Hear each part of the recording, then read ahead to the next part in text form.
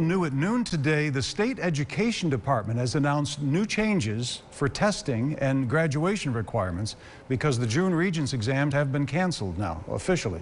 Students in grades 7 through 12, they say, who were intending to take a Regents exam in June will be exempted from passing those assessments in order to be issued a diploma. To qualify for the exemption, State Ed says students must meet one of these following requirements.